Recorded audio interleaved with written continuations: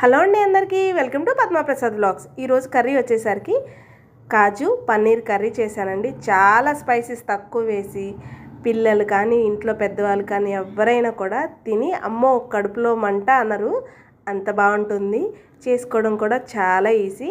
మా పిల్లలు ట్యూషన్కి వెళ్ళారు. వచ్చేసరికి వేడివేడిగా పన్నీర్ కర్రీ చేసేసి వేడివేడి చపాతీలు చేసి పెట్టేస్తే భలే ఇష్టంగా తింటారు వాళ్ళు.